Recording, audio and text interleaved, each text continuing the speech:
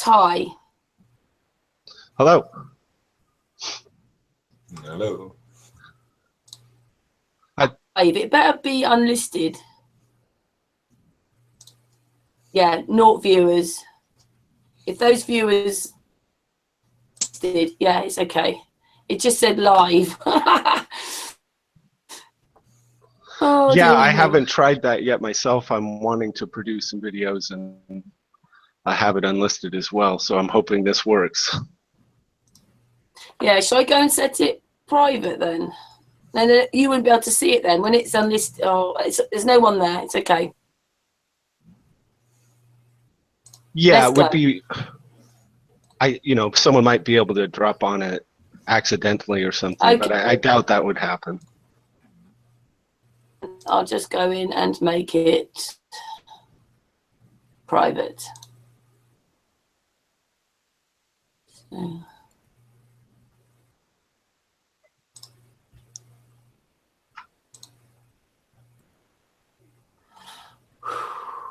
You can tell that we're this is really. Well, we want to get it right. Right, it's private now. Right. Yeah, all of this stuff. I mean, probably 5 months ago, if you told me I'd be using social media and YouTube and all of these, I would have said that's not possible. I had no interest in any of it. But Flat Earth has a way of breaking you out of your comfort zone. Yeah. Well, Dave has been doing what he's doing for about a year, and well, I never thought I'd be here doing what I'm doing a year ago. Yeah, I find that it's one of the things I find most compelling about the entire Flat Earth. Feedback there, Ty. No, it's heavy mic buzz, as if you're actually not earthed. Yeah. 50 hertz brum, or a 50 hertz buzz. See, another interruption. Sorry.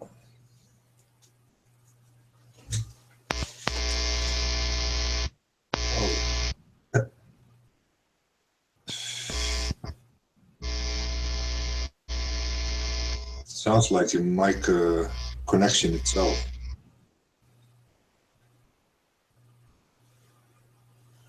Hello. Yeah. How did you want to proceed with this? It's a bit difficult with your microphone. Yeah, it's a little hard. You're having trouble hearing me? Yeah, because that's all right now. There was a 50 hertz buzz through your sound. As soon as you unmic or something, or unmute yourself. How am I doing now? Now it's okay. That's all right. Sounds good. Okay. I think I had a loose connection here on one of my cables. I think it's good. Yeah. That's cool. what it sounds like. Right, you were saying. So we were saying none of us realised that we would be where we are today.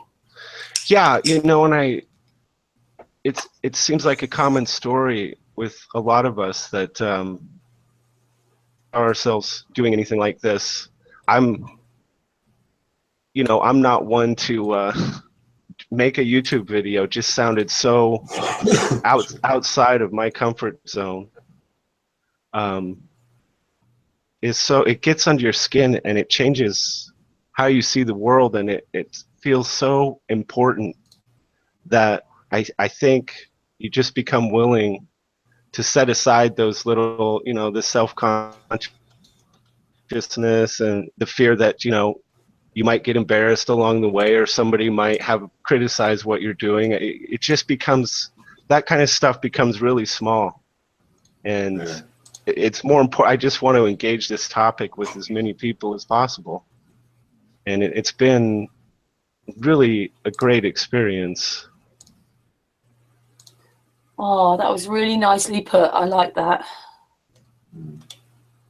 Because that's exactly it, isn't it? You're driven. Driven. Yeah, I'm sure most of us have full-time gigs. We've got to pay the bills. We've got to do those things. You know, my job can be pretty demanding at certain times of the month. I'm a graphic designer by trade, so you know, it's really deadline heavy. So I've got to juggle that and try to do what I want to do in flat Earth, and you know, you can get stretched pretty thin, but there's so much reward in doing the flat Earth side of things that it tends to keep you recharged.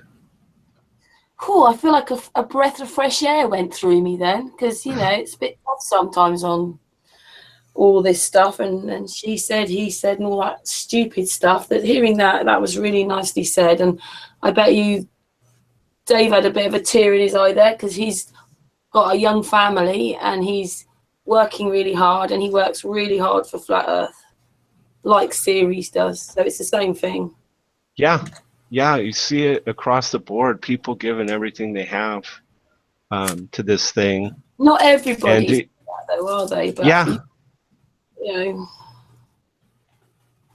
Yeah, you know, and as far as the drama stuff and all the distractions go, I don't have any interest in it. I think most people feel the same way. It's sad to see so much division and distraction going on, but we know this is part of the tactic as well.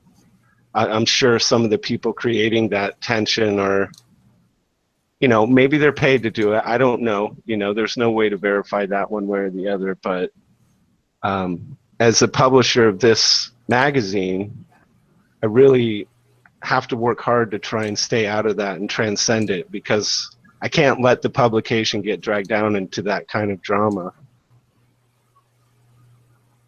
So we don't know so much about you, I'm afraid, which maybe is a bit bad. But then, you know, like we said, we will probably put this hangout out. So I'd like you to explain a little bit about your magazine then.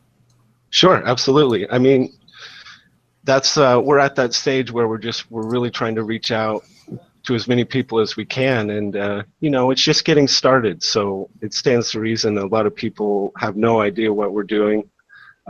So I appreciate this opportunity to talk about it. Is it just you? How many people help you or with you?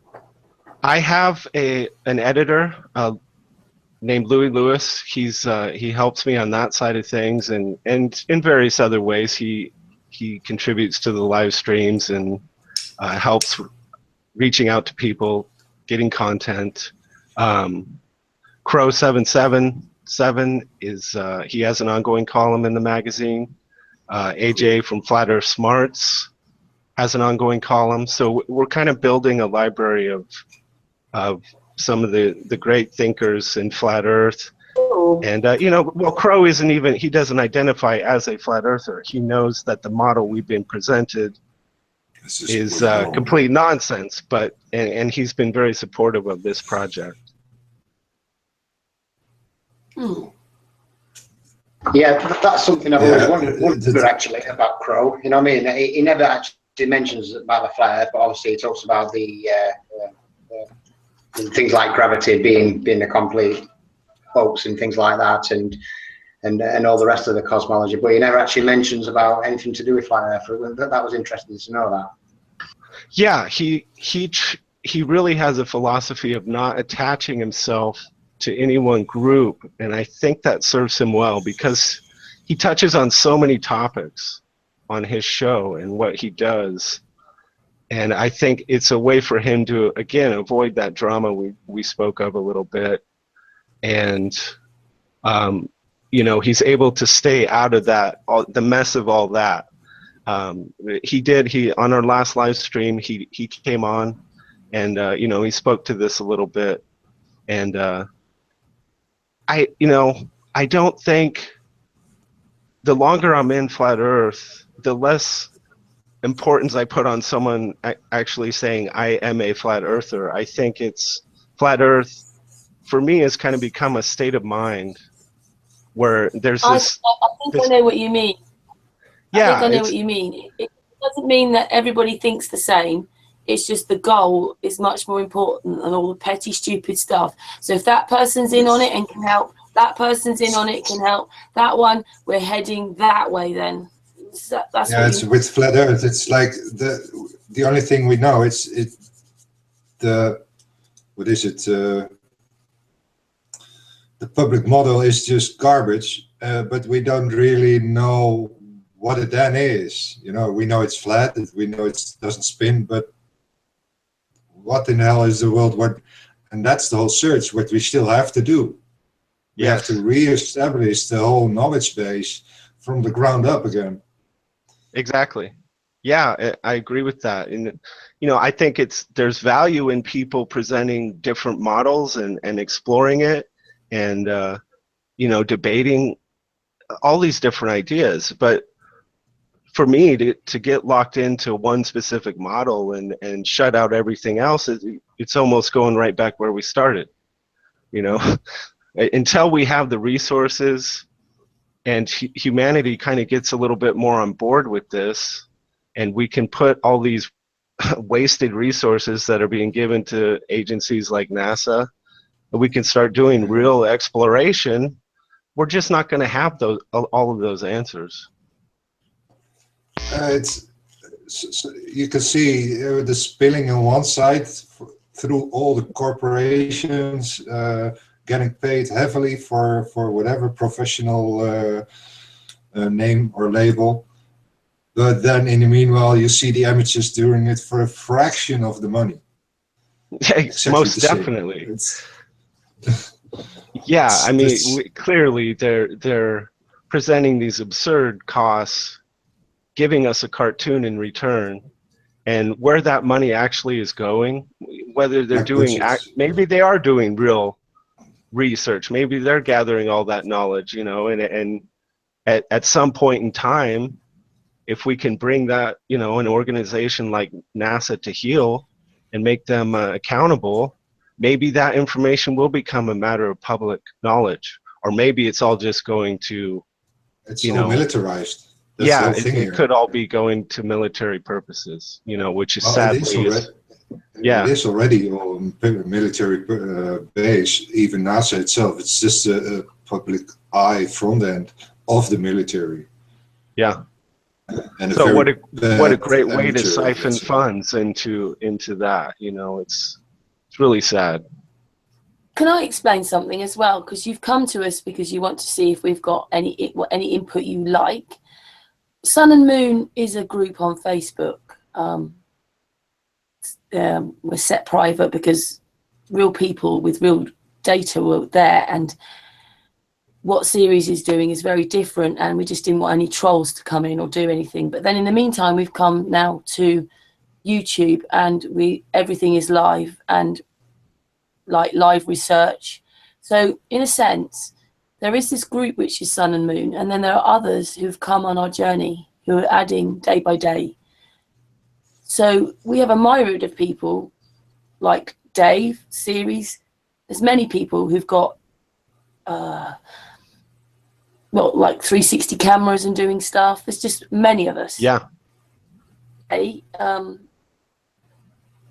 If you want to see a couple of people's bits of work, what they're doing, then that's why Dave's here, and Ceres has got some stuff to say, and you see if you like it enough that you want to put it in your magazine. Absolutely. That's, you know, I wanted this to become a platform for the people doing this kind of work, the thinkers and the people actually going out into the world and doing experimentation. I mean, that is exactly the kind of thing I would like to present in the magazine. We're a group of people, but we're still like individuals. It's not like I run Dave. You know, we're all people who've come together. Sure. And, you know, I leave it up to your group how you would like to, if you do decide that you'd like to contribute to the magazine, you know, it can be, we can create it as a Sun and Moon group, and then each issue, maybe someone different can present something, you know, or we can just have it be, you know, the individuals themselves presenting, and it doesn't have to be under the Sun and Moon group. That sounds great. The magazine, is it a monthly thing or something? That's the goal. Now, when I first, you know, I kind of just closed my eyes and jumped off the cliff when I had the idea to do this thing. And I said, yeah, we're going to go monthly right out of the gate. But reality has smacked me about the face a bit. So right now, our first issue is now available. Number 2, we're shooting for mid-November, and then we're going to try and get one out on the 1st of January. And as soon as we're able, we'd like it to be monthly. For the time being, it's probably going to be bi-monthly you need until we can enough. really get the ball rolling. Yeah, you need enough people to actually fill it. Exactly. It's a pretty monumental feat filling. I don't know if any of you have worked on a publication or any kind of print work, but it's a lot of work. There's a lot of effort that goes into it. I've done a bit of that. Graphics and Yeah. computers, it's my realm. Do you want to see a bit of these people's work and see if it's the kind of things you want to have in your magazine then? I would love to. Well, who wants to go first? Should we put Ceres first? Ceres, what? It'll take Yeah. I don't know. Yeah, let Ceres go first, and I can get mine prepared after. Cool. Go on, Ceres. Yeah. Even kijken hoor. Waar is mijn hangout? There. Live. Alright. Even kijken. What we see here is Google Maps. 1 minute, Ceres, I just see you. I sit. Cool. Yeah, it's coming through. What I figured, if Google Maps is actually collecting photographs, and oh, that's a little bit too much. So completely 3D, 2D, yeah. And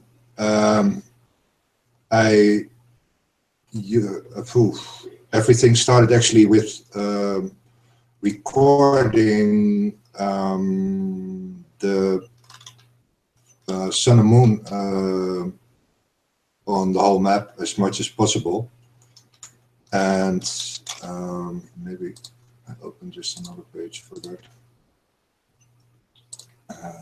Recordings, select time window, to my month, 17. So,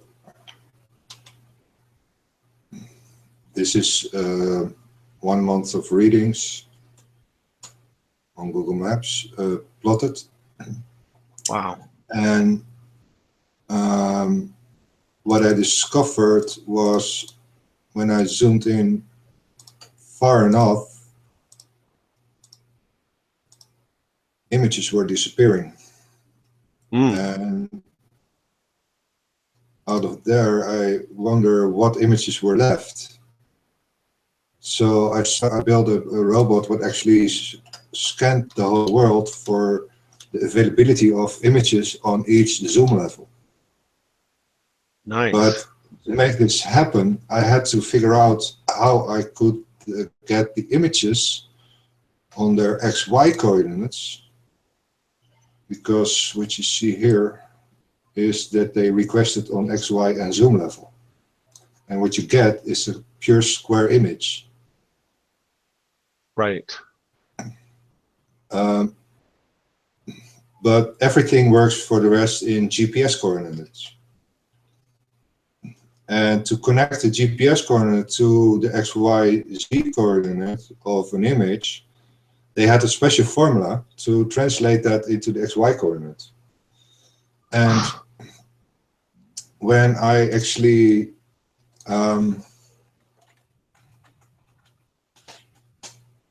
built the main image is XYC000, that is zoom level 0 is actually 2 to the power 0 is 1. That is one image. And if I do zoom level 1, I get a quarter of that image. So 2 to the power of 1 is 2. You have 2 by 2 images. And this is how they actually split it up every next zoom level. It's based on the power of 2. Right. the zoom level itself. And then the XY coordinates are maximum that number, width or height. And that's how they divided the pure square as a whole into the zoom level of the power of 2 of number of images times number of images. Yeah, and at some point that number is getting so big that indeed you would actually delete some of the images to keep it a little bit handleable. But at from levels, what is it, level 8, they start to delete images from the north and the south, and eventually practically all of Antarctica has disappeared. Greenland almost disappeared, only the edges are there, and a big part of Russia has disappeared, and even I'm left in, what is it, this is level 16, and you can see all the red is a missing image, and this level is so big that you can't see really the detail of it in this size. Wow. But all the red areas are the missing images, and black areas are still unscanned areas. And then the rest is just a pixel of the particular image, what is loaded there. Wow. Yeah, and then I had this only the missing image data, and I figured through their Google Maps application, you have also an elevation surface, and from the elevation surface, I download for every level the elevation height. Oh, this one isn't working.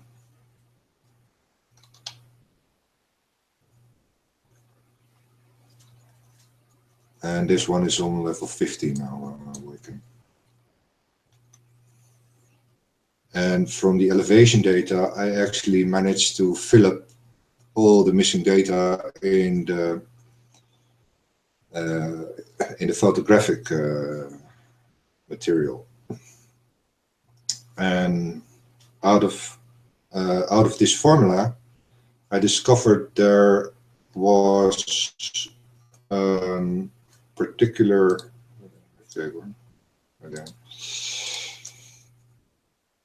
the formula itself. Even denken, waar was het? Oh, wiki. This is the good one.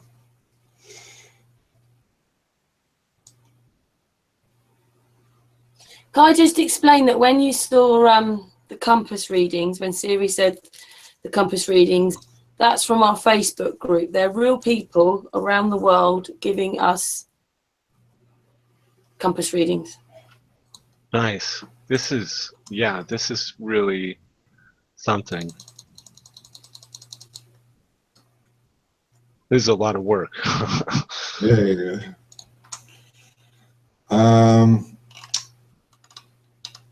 What you see here is what the GPS formula translated to XY coordinates up till 90 degrees actually presents. There's not only one square, there are 3 squares of data. And east-west is a loop. It's a spatial loop, what we call the 4th dimension. Mm-hmm. As in, you take the first dimension, east-west, that particular line, as a complete toroidal field around you, starting from the middle where you are. And that you can walk the whole line and then end up at the same place. Ceres, you need to explain that the darker colours at the bottom is Antarctica. Yeah, I'm coming there. I'm coming there. Okay then, sorry, carry on then. I'll shut my mouth. Is the most hardest thing for people to grasp, because it is an infinite of an infinity in a finite size. Because the east-west length is the maximum length you can walk to end up in the same place, but you can walk it forever. Okay. In a straight line. That's Right. That's the hard thing here, because you would expect in a three-dimensional space that you only end up further and further away. Sure. I mean, I'm sure that that's most people's perception or idea of this thing. Exactly. But and you know, it's not the with first time I have come across this concept before. There was somebody presenting this loop idea, and I cannot remember what free energy. that person. Yes. Free energy brought me the concept. And what I figured out is what the actual data is. What the spatial construct is actually, how that is a cube construct, a square construct in two-dimensional sense. But with a north and a south extension, what I didn't expect to exist. Right. That is surprising. Because why wouldn't it just, so would you say, or do you think that north and south, it is just extending for who knows how far, or is it also a loop? Yeah, there is also a loop, but it is then based on how the flower of life grid works.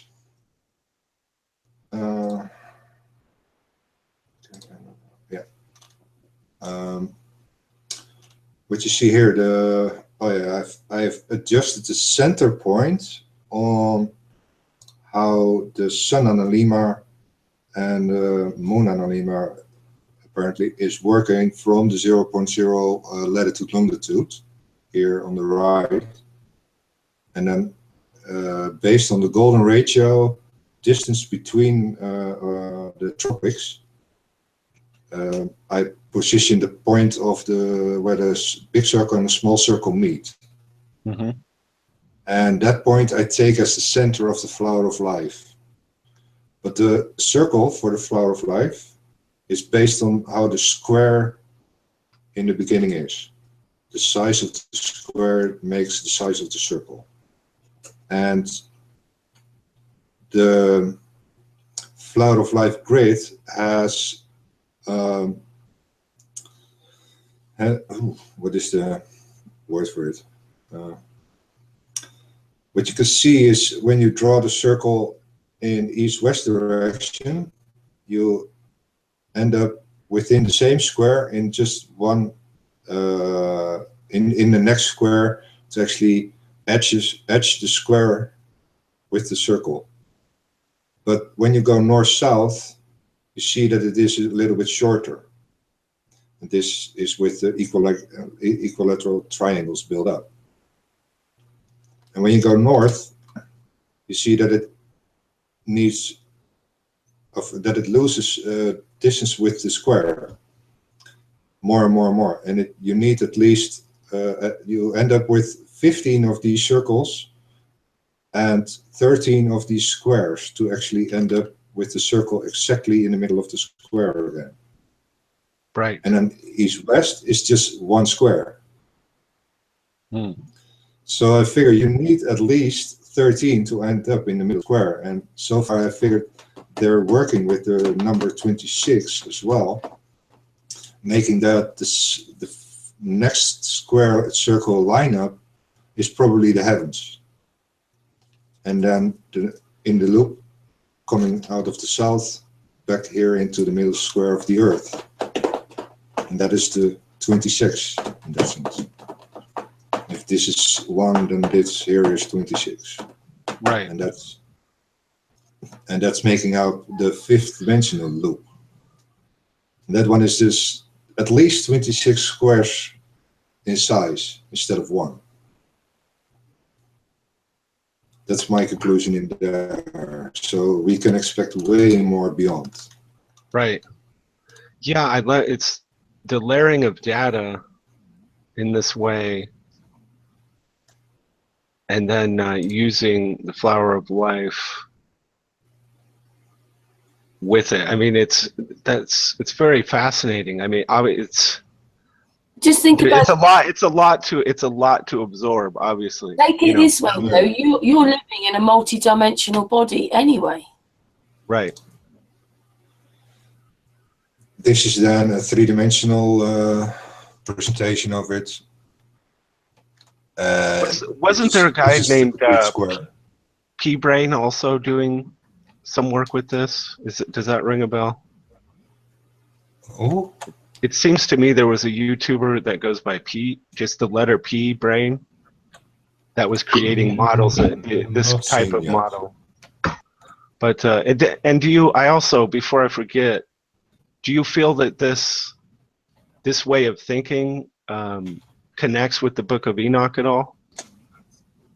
Yeah. The So far, I descriptions. have not yet seen anything in scripture or actual true sources what it doesn't connect in here. I found even the Buddha form in that sense. Right. Because The meditating Enoch, Buddha with the seven snakes, actually building up the seven chakra system into the fruit of life. And the flower of life grid and the chakra system are completely tied into each other. This is why we probably end up with the triple square as well, because it actually needs the triple square to build up the tree of life. right. This one. Ceres, I thought that you were going to show him how Google Maps bent pictures to make the globe, but now Yeah, we're coming there. you may as well show I'm him. just giving a little bit base. Well, And you- certainly will it Will you becomes show a. him your, oh, sorry, I was going to say, will you show him your animation series? Yeah, also. Okay. But we've got Here you Dave can as well. see Wait. Here you can see the tree of life build up, and I have a lot of other images showing it all with the Buddha form. But the main thing was what I discovered was you see this green duck here that is actually crossing the point of flower of life grid point, and then Yes. here on the left you have the yellow one that is also crossing, and then you have here the blue ones as well. But I think north is more spread it out, a more dynamic thing.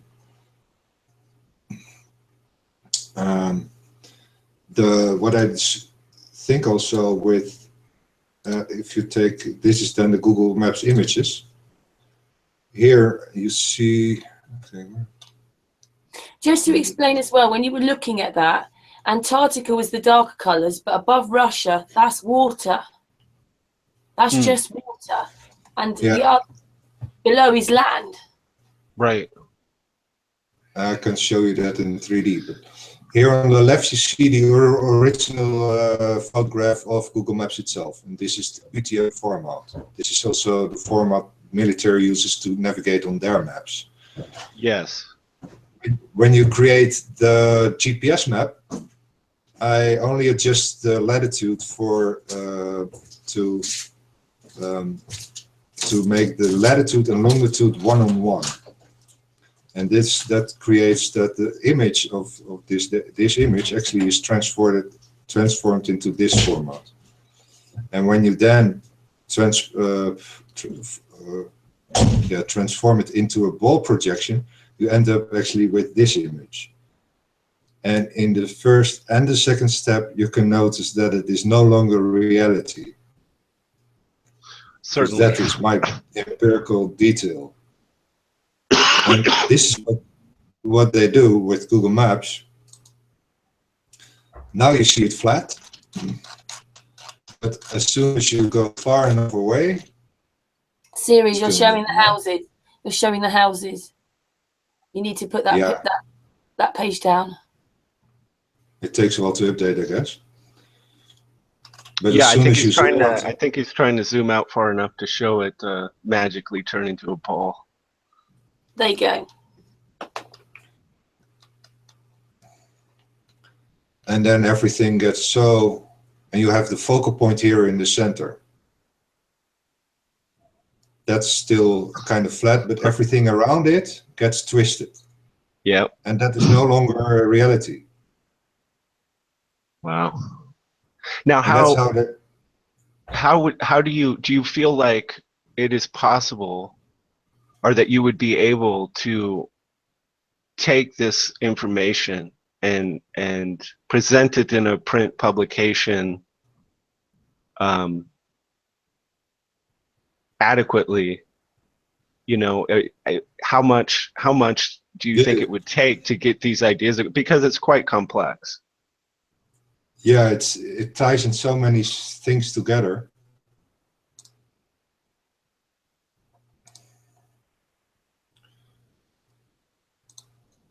It's quite fascinating. I mean, maybe it would be something that would need to be broken up into several parts. Here I have even the magnetical data from 0 to 1,000 kilometers from 2015 to 2017. And what occurred to me was this particular southern pole point is static, but this one in the north is actually rolling. And I need a real-time animator to actually make it visible. Right. But you could see a little bit the movements when I go in through the air. And this is how the magnetical field is built up.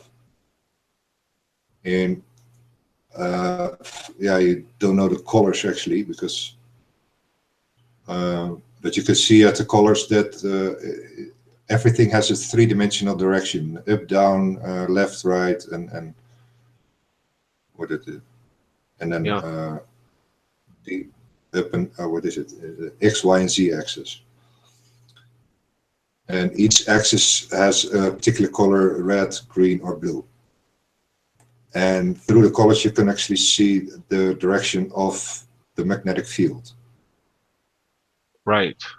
In bands. And I have a little movie in my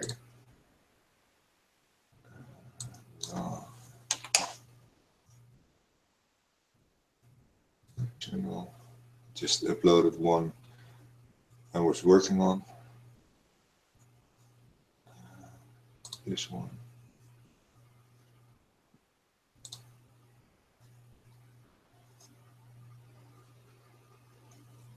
Right. The south is green, and this is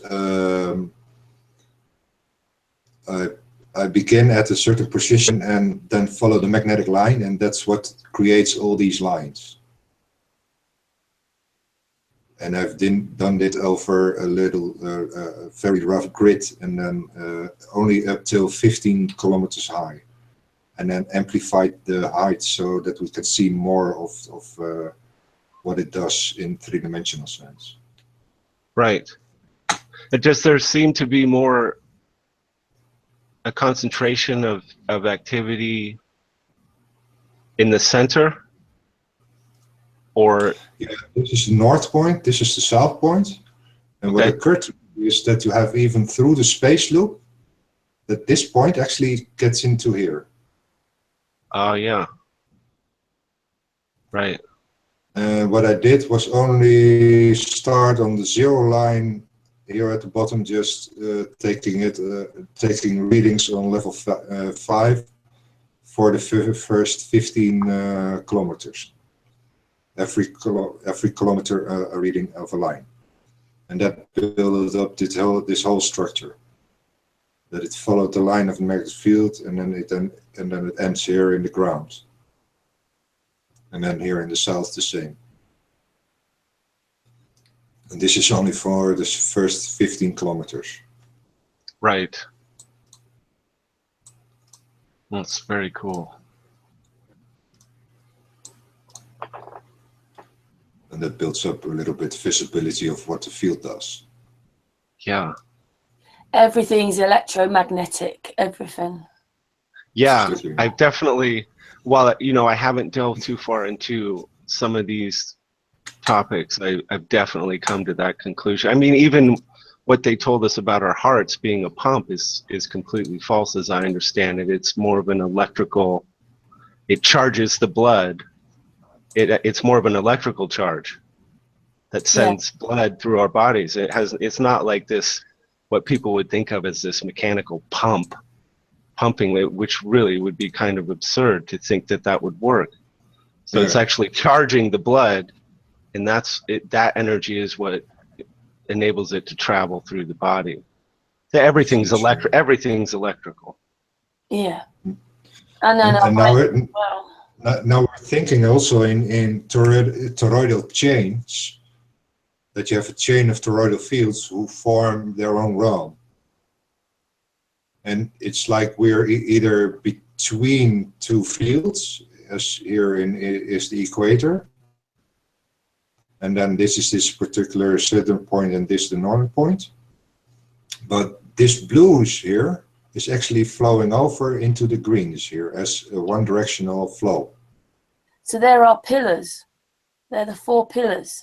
Mm, You have 4 different magnetic fields. yeah, interesting. This part here is not connected through the earth, and this part here is not connected through the earth as well. It's like that this blue field is actually going over into this orange-red field and then ending up at the other realm as a point in where it is tied into the realm. Giving you serious. It's amazing. Green here into the purplish here, and then eventually tied into the realm, into the next realm. Now, how? So even, I mean, even the magnetic chart is suggesting a realm beyond. right. I mean, it seems that the majority of people would, the moment you mention some kind of loop, that this becomes instantly difficult for people to either grasp or accept that could possibly be going on in a physical sense, that you could walk biggest through. problem is to make people realize what the 4th dimension actually is. And Right. this is where it's probably is going to tie in what the biggest confusion, I guess, is that we believe that the world is the center, but the world is just one of the 2 fields. In that, how Genesis is explained in Genesis 1, in the beginning God created the heavens and the earth, Right. as two separate creations. Yes. And what I figure is that we are in the center of both fields, making us the center. Yeah, as an I mean, orientation of this observation. I've always And this, figured that the Lord of the Rings Middle Earth is a reference to this kind of what you're saying here, that it's Middle Earth, you know. Also, the middle garden, the heart Yes. of the garden. Yeah. like it's separate really to what Ceres is saying, but this place we live in, like if you went to a beach and you stood in one place and someone else stood, say, 10 feet up the beach, when they looked at the sun coming across the water, it would come to their feet but not the other person's, and the other person, the sun would come to their feet but not the other person's. It's opposite. Yes. And both at the same time. Yes. Right. So reality is formed from each individual's perspective. Exactly. What I would add to that as well, what Ceres is saying. Now, if you look at all models, whether it's a square, a circle, or a globe, every model needs some kind of supernatural phenomena or supernatural force to make it work. It's just the way it is. The globe, it needs gravity, doesn't it, to all the water on. So it's got this supernatural force. And right. I don't think without this phenomena that you would be able to get a working model. You need some kind of supernatural phenomena to get a model working. And I believe that for whatever model it is, it will need some kind of supernatural force or phenomena to actually make it work properly. That's a really interesting point. I like that. Yeah. Very cool. And Owen's failure actually made me realize how that celestial sphere we see around us is not spinning 1,000 miles an hour around the Earth, but spinning somewhere between 60 and 100 kilometers an hour around us in the center. Right. That actually confirms that there is a perspective bubble in where we can actually maximum see everything. Yeah. From that perspective. Yeah. Very good. Yeah, kilometers should actually indicate how big that circle is of the circumference of that perspective bubble. And out of that, we can extrapolate what the diameter is of the perspective bubbles in how far we can see from our perspective. Right. Yes. It just gets your mind spinning in so many different directions, thinking about these things. It introduces so many interesting ideas and then you start connecting the dots to, you know, these little pieces of information that you inevitably gather over time as you research things, and then all of a sudden a few of the dots connect. Boom, boom, boom, boom, boom. You can see that Ceres has got quite a lot of data, like in different places, different things. And then, like, even though Dave, look what he's just said, he knows a lot of what he's doing now is fitting in around Ceres, even though he's doing his own thing and he's doing his own experiments, doing different things. But yeah, they all connect, they all talk to each other.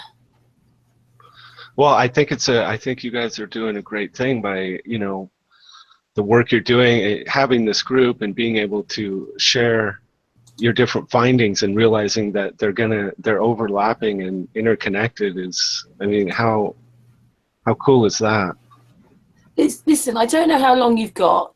I would really like Ceres just to play you that 3D model he's got, and then maybe Dave talks, because obviously you know you want to go away, think about it, whatever, see if you want any of our work, and then we've got, you know, if we're going to work together, then there'll be more people with more projects.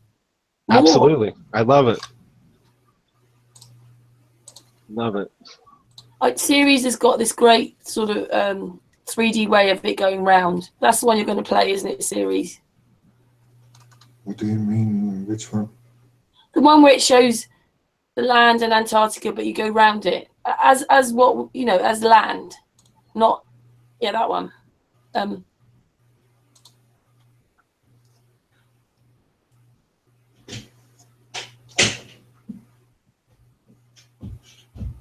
It's a little bit fast.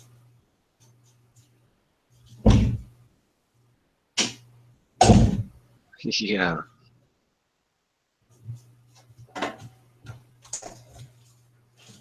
Some missing data here. Right. Maybe a little bit slower. Ceres, what about the one where you go round? You have to actually render that one up then? I don't know what's actually go around where. The one that you played over and over again, where the land goes round and you can see the whole thing in 3D. As a video? You've played it to us loads of times. I have no idea which one you actually mean.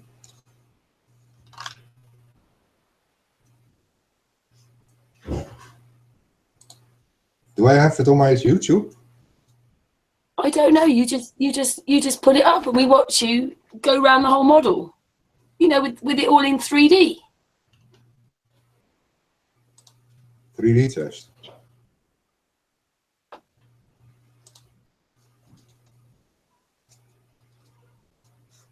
Oh, maybe a little bit faster.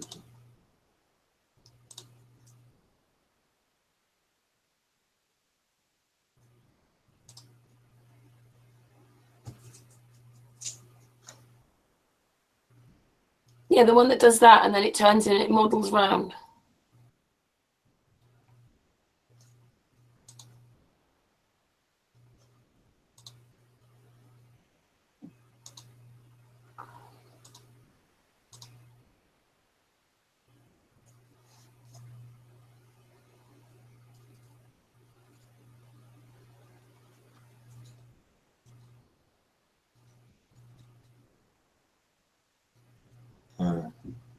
It loads a lot here. Takes a while. Hmm. Alright.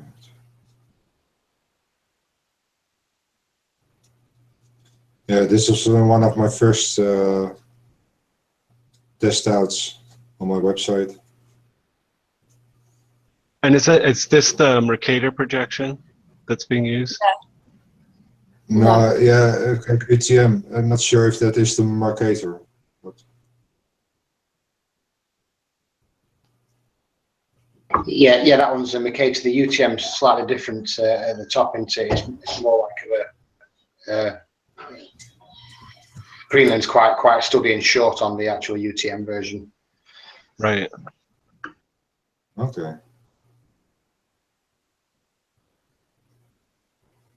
Yeah, it's great stuff. I mean, I think it's a topic that people will find fascinating, whatever they think about it ultimately. And that's not, the concern of the magazine is to challenge people. And, flat earthers in general are quite savvy and they want to be challenged. They want to be presented with information that causes them to think outside the box. And, the magazine wants to present this to people. I think it's great. And it's not, it doesn't mean that the magazine endorses it or doesn't endorse it. It just means here is some work people are doing. It's probably a different way of looking at things than you're used to. And who knows where it might lead you, as an individual. So I think there's great value in presenting it. Also, as you saw those, like even the compass readings, I mean, when you actually, I can get the whole of England in and all the lines are straight. Everywhere the lines are straight. Right. So that's like, I think the big challenge is figuring out how to present this information in the printed format and being able to write an article that can present the complexity of these ideas without it having to be 10,000 words long, Yeah. Well, maybe that's why it's better if you pick bits of Ceres. You can't do it all in one go, can you? Right, and maybe we break it up, like I said, we could break it up into a 3-part series, something like that, with each one being maybe, 2,500 words with, images and all of that. I mean, we know we've got Dave waiting here as well to say what he wants to say. The series, the one that you showed, was it moving round and you could see how tall Antarctica was and how the sea... Oh, we never did that video. Does it take too long to render? No, it's, if I can do it. Level 8 minimum. Just it. Elevation. So the green colours are water and the pinky, reddy, greeny colours are yellow, blue. That's Antarctica. Right. I'm loading the map data a little bit more detailed. Nice. I think I need to make a full screen button on here somewhere. Yeah. Can go at least. Take a little bit of time, Ceres. Ceres does all this on one computer. Yeah, I know what that's like. Hey, we got to work with what we have, Yeah. If this works, you'll be amazed if it's going to work. Come on, render. I mean, you don't think I wasn't shocked when I first saw it. It looked like the first time we did it. It looked like it just looks sort of like a pop-up book. Right. Wow. I think I was speechless.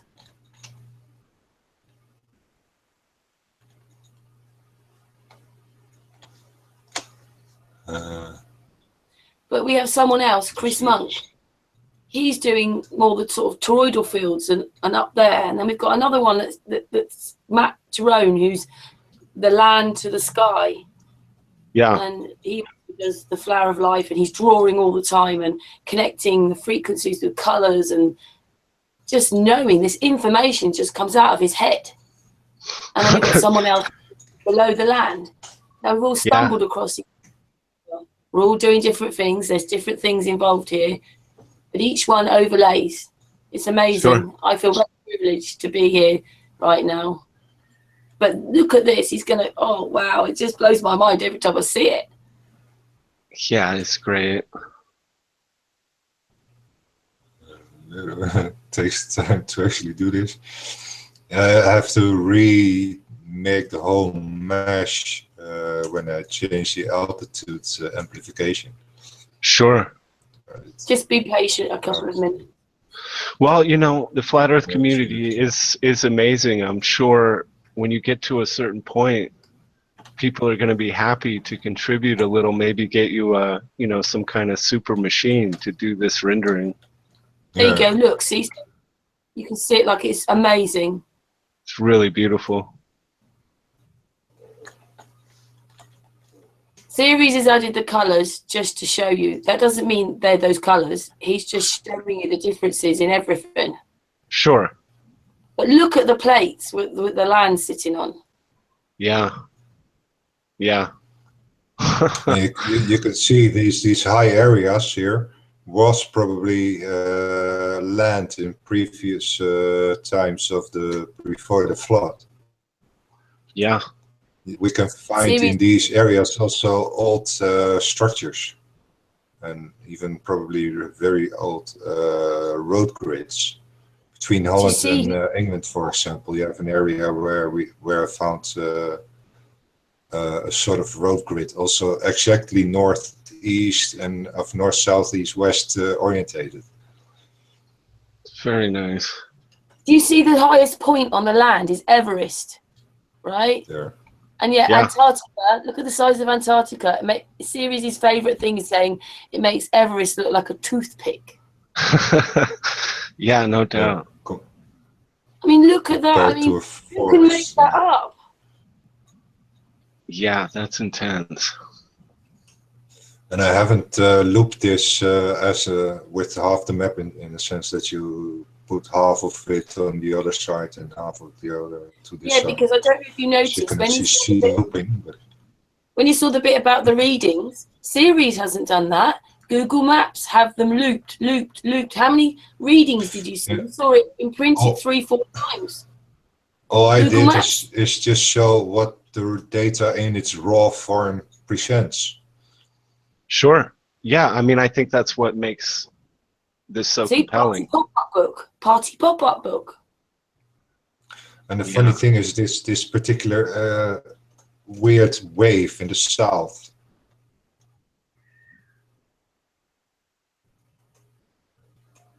Yeah, very cool. It's quite something. And the funny thing is of exactly the edge of this particular wave, and also these two middles of the deep and the high point are completely lined up with the flower of life grid when I actually line it up with the sun analema. Right. The flower of life grid touches the edge here and it's exactly in the middle of the wave. And that's so tying into each other. It's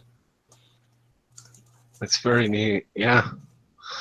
Good stuff. Man, this, I mean, obviously it represents an incredible amount of work and, you know, ingenuity. Just the process of coming up with these ideas to get here. I mean, it's... Ceres' computer is on 24/7. He spent a year doing this.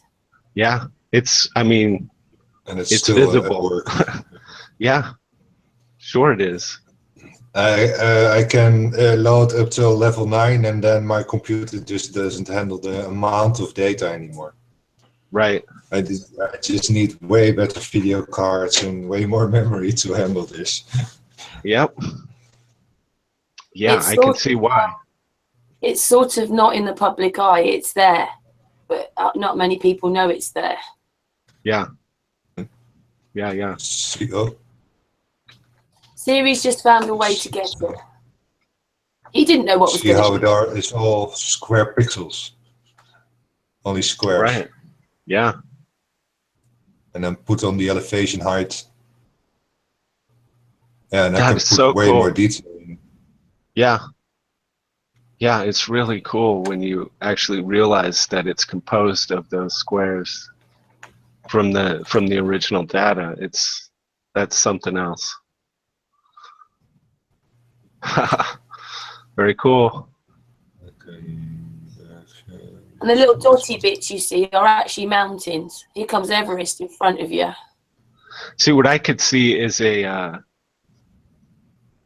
2-page spread in the magazine with as high a quality, as high a resolution image as we can get of this, what you've done here, going across both pages. It would be beautiful. Oh, Ceres works so hard at this. Yeah, it would. I mean, I think there's something to be said for getting something into print. You know, there's a whole different quality to it, and I think it's important that we do that.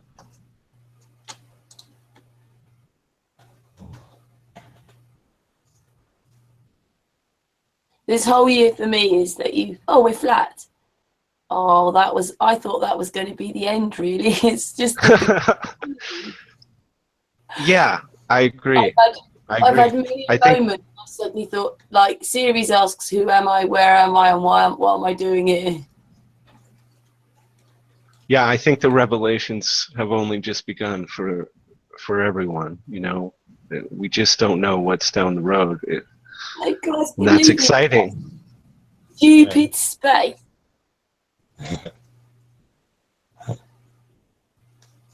Anyway, Ceres. I know it's lovely, but we've got Dave as well. I don't know how long Ty's going to stay. And I do have. I do. We're going to be doing a little live stream on Flat Revival channel later. So I do have prep work to do for that, but I've got some time still. Yeah. So Ceres, as much as I love your work, it's Dave's turn now. Alright. Very nice, Ceres. That's incredible. I really love it. Thank you. You're muted, Dave. You're muted. Sorry, click the wrong one. I'll click that on there because it'll be a better bandwidth. So I'll just tell you a little bit about myself. My name's Dave Marsh. I've been a flat earther for about coming up to 2 years, and I've probably been doing my own research and experiments probably for just under a year and a half. I've concentrated mostly on the moon because I've always been fascinated by the moon. So the majority of my research has been based on that. And I don't know if you've ever seen my moon race series, but what I did, I've created a series of presentations called Moon Race, where what I do basically, I record the moon with my Nikon Coolpix when it's on the tropics and the equator, and I basically race the moon against each other to see if there's a change in speed. So what I'll do now, I'll just present this to you, and I'll show you exactly what I mean. So I can just share the screen now, can't I? Yes, you should be able to. Yeah. So I have that set. Can you see that? Yes. Yeah. So basically, what I did, I had a few debates with Darren Nesbitt in regards to the square model and the circle model. At the time, I was supporting the circle model. So I derived these experiments where I record the moon when it's on the Tropic of Cancer, then obviously I record it when it's on the equator, and then I record it when it's on the Tropic of Capricorn. What you would expect on the circle model is that as the moon gets southern declination, you would expect it to speed up to cover that more ground, as to speak. If not, then at least it would need to explain how places like Ushuaia in southern Argentina get 18 plus hours daylight on their summer solstice. So I derived this video where what I did basically, I set my camera up with a compass and I record the moon on 3 separate occasions at my zenith. Before I did it, not at zenith, but I've learned as I've gone through this experiment. So basically, when the moon's close to me on the Tropic of Cancer, I basically take a snapshot of the moon. There it is at 187 degrees, just past zenith. I take a snapshot with time and date to match that up. Now, if you look at the reading, just say you'll see it's at 183 with an altitude of 55. Yeah. Now, if you look at my own readings, you'll see I'm a little bit at 187 at 56. You know what I mean? I'm not quite in the center, but you can see I'm pretty close to what I'm trying to do. Like, Sure. So I've always backed up my readings with time and date, mooncalc or stellarium. I use stellarium and mooncalc for this one. So then a week later, when the moon's over the equator, not many people know that the moon crosses the equator 26 times a year compared to the sun only twice. So then again, when it's on the equator, as you can see, it's traveling in a perfectly straight line. It was actually a full moon. And then again, I've got my readings there, look, at 182. And then I take a snapshot with stellarium. And that's on the following night, that is. Because what I've done as well, not only have I got my own readings, but I've actually gone on to time and date and took the meridian passing for when the moon to occupy the same spot the following night and measured that gap between nights, if you know what I mean. Yes. So if the time span's longer, then obviously the moon's slowing down, and if it's shorter, it's speeding up, which is which you'll find pretty interesting in a minute. So then what I did, I basically raced the moon against each other on 3 occasions. So you've got the equator on the big screen, you've got the Tropic of Cancer on the bottom left, and you've got the Tropic of Capricorn. And what I did to save time, I recorded them all at ×4, but they are all at their relative speeds. I have got the original footage as well on my camera still, so I've kept these and basically raced them against each other. I learned quite a few things since I started working on Moon Race 3, which I'm working on at the moment. As you can see, it was overexposed as it enters the frame.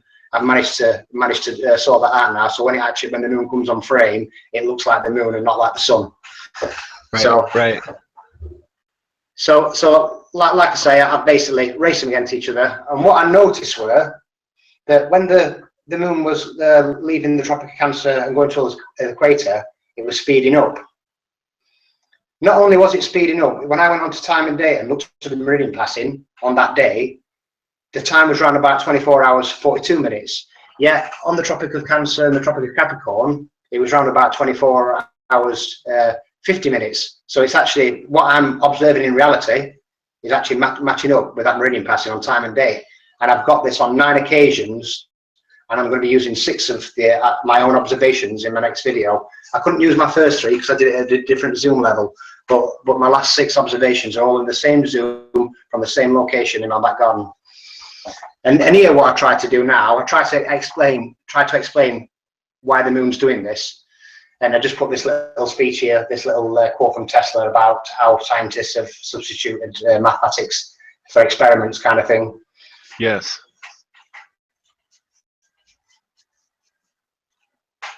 So this image here, I come to the conclusion about it over a year ago, maybe even longer, that the sun and moon, especially the moon from my point of view, is more likely a projection. Yeah, what we're actually seeing from our perspective is not the actual image of the moon, it's a projected image. And you see the bright spot in the corner, that is actually the moon overexposed. And what it did, it actually produced a projection glare on the camera, which created the moon. Right. I've got quite a few of these images, and this is what and I don't know if you've seen Steve Torrance and Mike Kavanaugh's latest video about the electromagnetic Earth, and they've come to the same conclusion about the sun being a projection. So it may be worth checking that out as well. Yeah, I would. I'm at this point tending to agree with that line of thinking, for sure. Yeah. So then what I did, I just put my theory on it. So I said basically the electromagnetic ether is a luminescence fluid substance for the propagation or the carrier of light, and it's in a constant state of constant flux of vortex motion, and it carries all the heavenly bodies according to their altitude and their varying densities. And it's made up of two vortices. Not many people know this when they're stuck on a one-pole model, but it's pretty clear to see that there's two vortices, just like there is on a magnet, or two fields. So you've got one in the north, which is mine from the top, and the one in the opposite direction from the south, which was captured by my friend Paul Kofo. And what I did now, I captured some star trails with the moon in the actual image or the video to show that when the moon's above the celestial equator in the northern hemisphere, it travels around the northern vortex. But when it's on the celestial equator, it'll basically travel in a straight line. And then when it's actually below, on the Tropic of Capricorn, it will follow that southern vortex. Yeah. And there you can see, like, and this is just like a little snapshot of where you can see the northern, the celestial, and the southern. Very nice.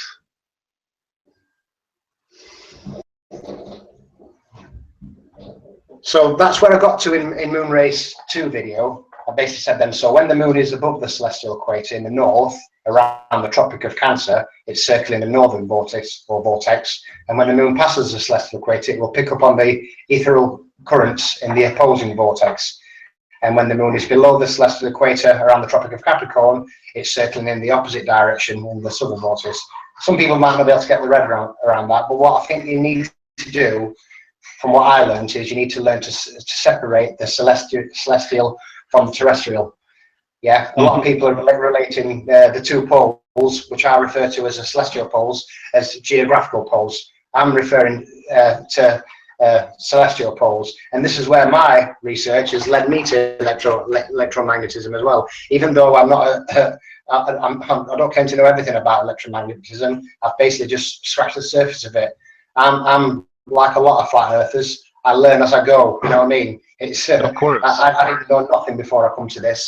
So that's where I got out with that video. So what I did then,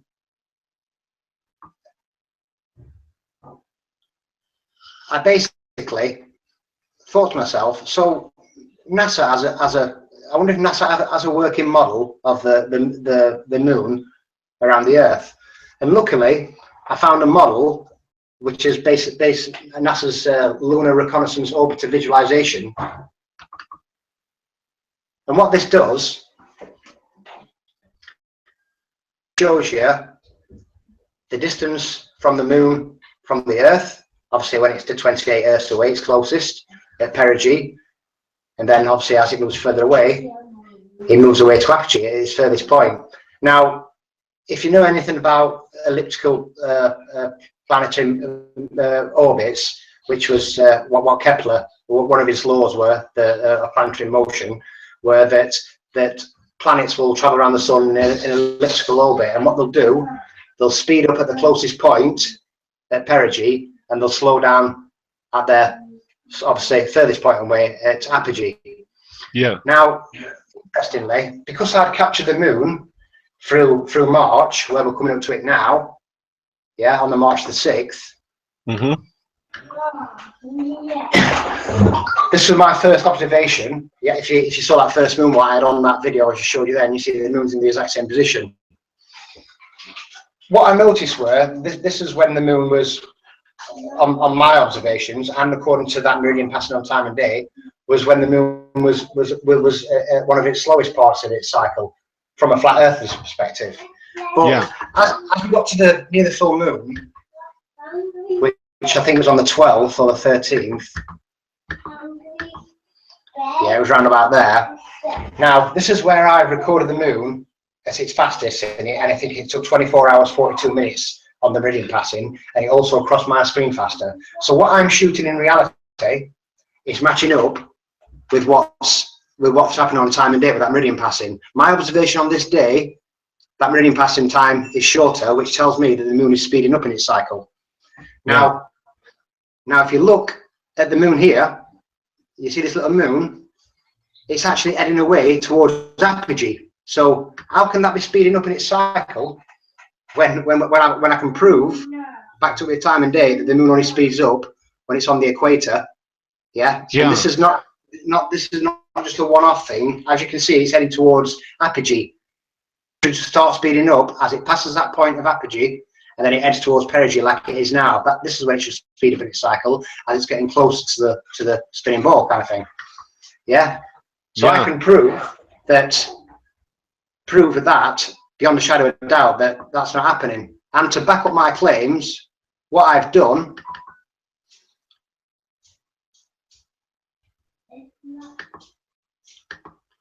I've actually measured that meridian passing for a full year when the moon's on the Tropic of Cancer, the equator, Tropic of Capricorn.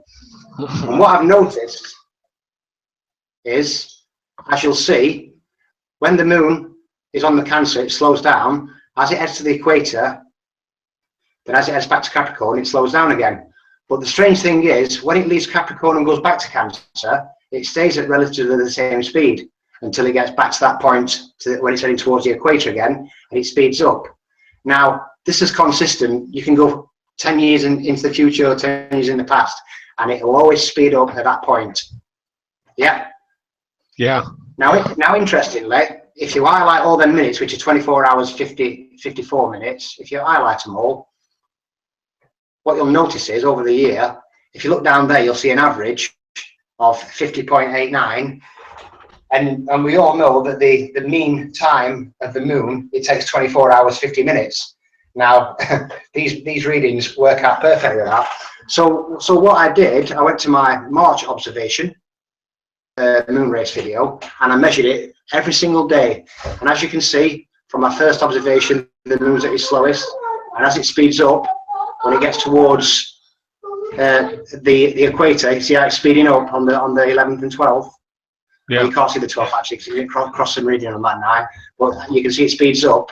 Now you're probably thinking, but this is only from your perspective, isn't it?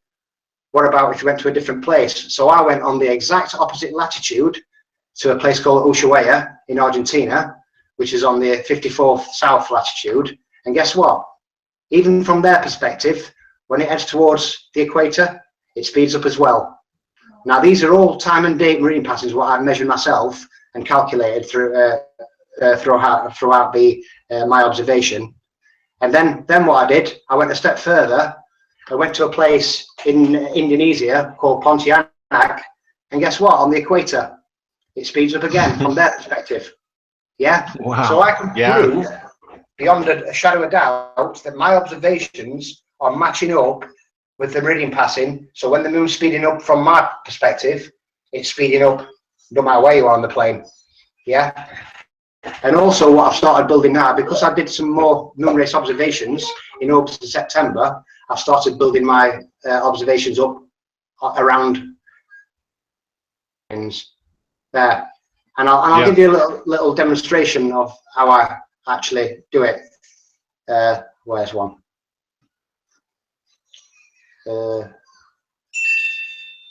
This one will be all right. So basically, this is a real-time one. So all I do basically, moon off my screen.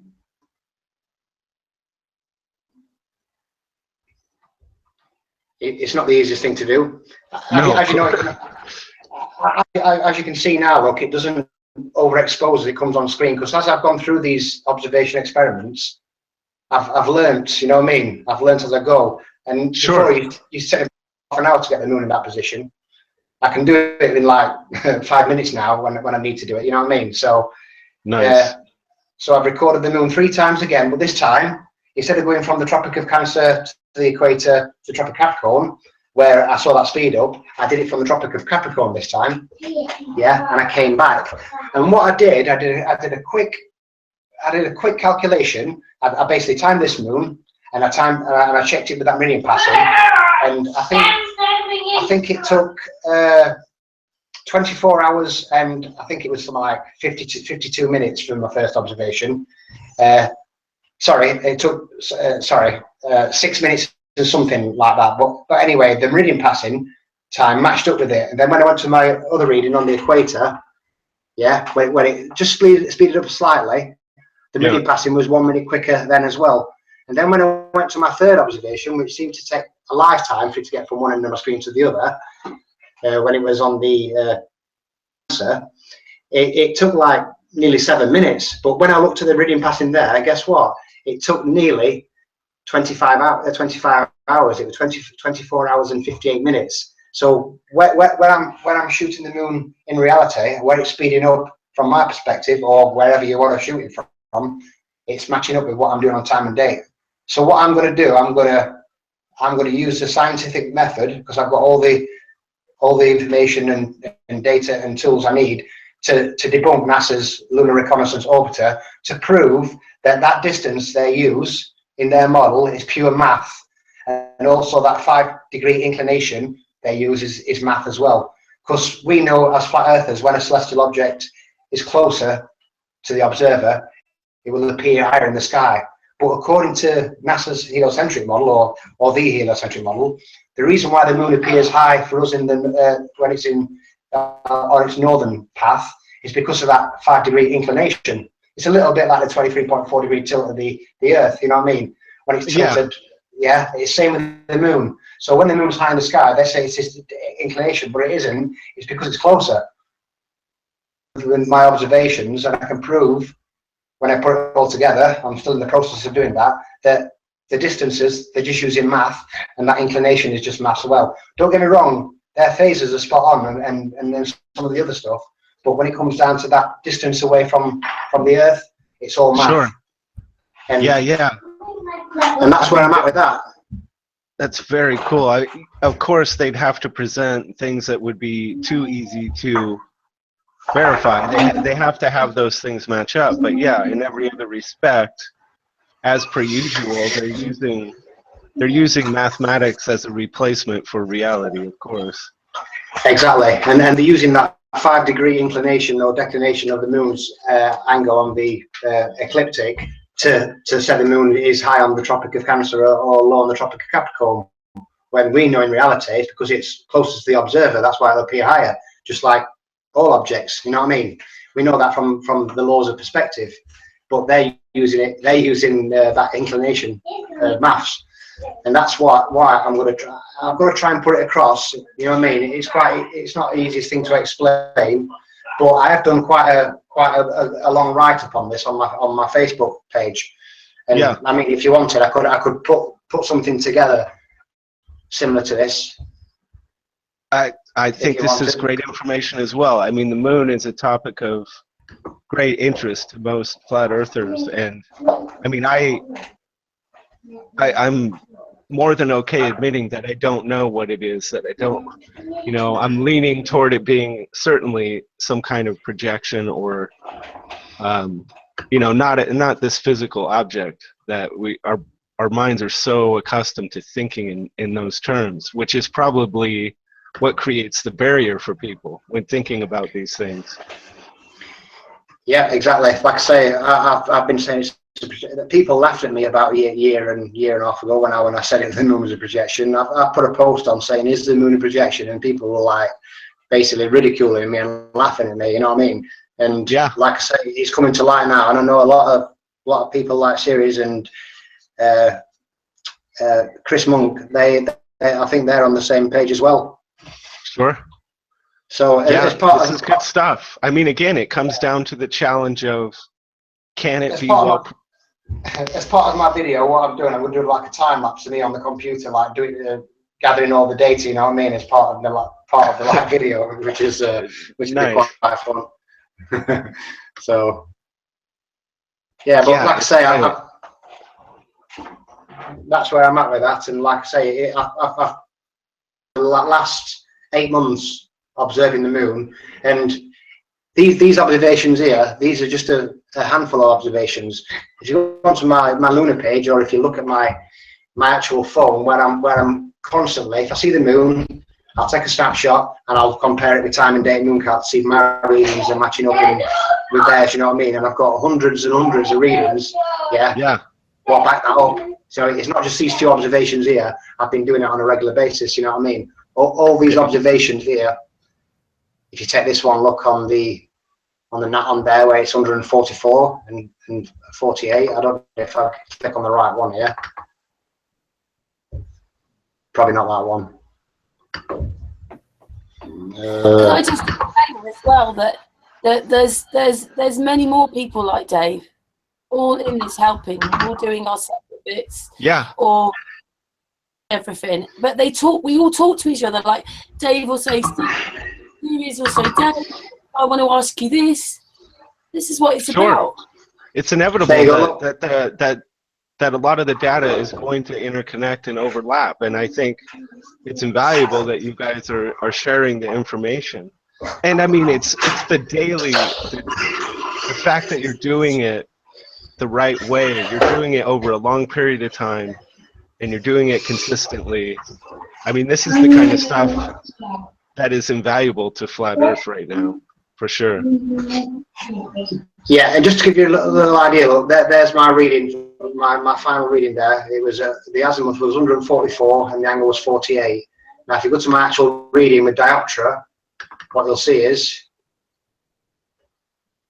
144, a little fraction out, but not far, and 48. It's not easy to get the moon in the middle of that thingy, you know. You just move a millimeter and it's gone. Like it's dead hard to get in there. But all them readings match up with the readings from Mooncalc, and when the moon's speeding up on my screen, it's matching up with that reading passing on time and date. I've got 2 valid mainstream resources here. What my observations are matching up with. You know what I mean? I think that's if you think about Kepler's law of planetary motion, all his laws on planetary motion were based on observations that he pinched, or well, he said he borrowed from his mentor, or well, I think more like a rival, Tycho Brahe. Yeah, and remember, this was back in the 1600s, and this is. But we're told that all planets travel around objects in an elliptical orbit. That includes the moon traveling around the Earth. Now, all Tycho Brahe's observations were drawings on pieces of paper. You know what I mean? They weren't real observations. Yeah. So all his laws were built up from drawings.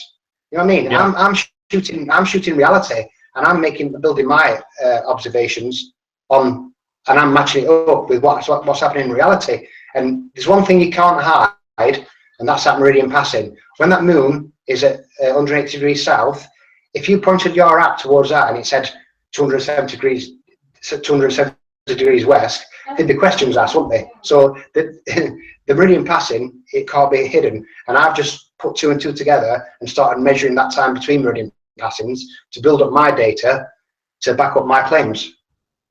Yeah, very good. That's cool.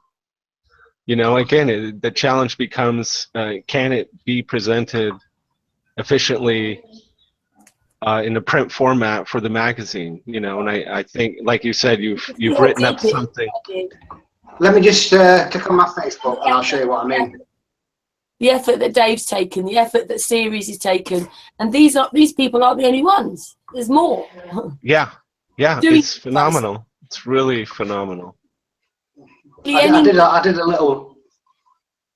Sorry, I was going to say I did a little write-up on this. So my page is Lunar Cosmology Research. Okay, I'm gonna get that marked right now. My computer's a little bit slow. Always when you want it to work good, it does it? It's just slow, my computer, to tell the truth. I'm not the only one. It's lady. Ah, here we go. I mean, if you wanted, I could obviously elaborate on this, right? So this was just a quick post for my Facebook page, but I used a diagram for it as well to try and explain a little bit about it. Yeah, I've just I went and I'm following your page now, so I can also check it out at length later. Yeah, well, yeah. If you want, you can check it out. Like, but you'll see it. It's one near the top, and what I did, like I say, I've just basically done a little write up on the moon's speed kind of thing. Okay.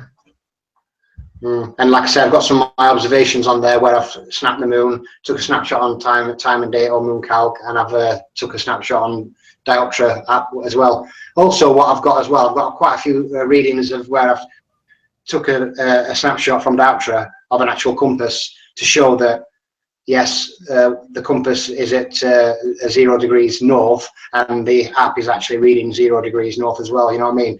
To show that the app's pretty accurate compared to an original compass. Very cool. Can I say something else as well? What's most amazing is that I'm not saying that there aren't some people who are doing the same thing, but we just seem to have a myriad of people doing completely different things, like a part of a puzzle. Yes, exactly. Exactly. Yeah, like I say, I mean, I've always said this, I'm sure you've heard me say before, Karen, Ceres, about if I can just find one piece of that puzzle and just contribute towards it, you know what I mean? At least I've done something, you know what I mean? Because it's, what you find is you usually get like, there's 4 sides to a piece of a jigsaw puzzle. You normally get 2 sides will fit, or 1 or 3, but you can never seem to get all sides to fit, you know what I mean? So it's always stopping it. And that's where I've said that this supernatural phenomena, every model, I don't care which one it will be, which will actually be the model, will actually have to have some kind of supernatural phenomena for it to work properly. Yeah, that's fascinating. And I mean, I think there's probably more value in one person focusing everything they have on one component like this, like you're doing, than one person spreading themselves too thin and not really getting anything. Exactly. You know, so I think it's a really great approach. Like, Ceres is up almost 24 hours doing it, and Dave has a full-time job, and I see you around at 3-4 o'clock in the morning, Dave Marsh. Yeah. Son as well, nearly a 4-year-old son now as well. Yeah, so. And he's got a young son as well. Yeah, it takes tremendous passion to stay at this stuff. I'm impressed with the level of work that I've seen presented here is pretty mind-blowing. Yeah. So yeah, let's just say the Sun and Moon Group has an open invitation to present material for the magazine. And how you guys want to go about that, I kind of leave to you. If you want to do it under a header of Sun and Moon Group and have different people contribute each issue, or you want to bring it to the table as individuals, you know, I leave it to you guys to figure that out. But I think that there's definitely a place for you in this magazine.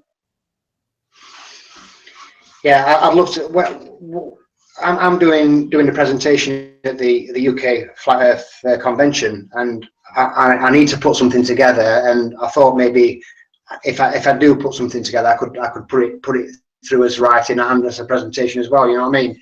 So I could basically kill 2 birds in one stone kind of thing. That's the way to do it. To explain that, America has this conference in November.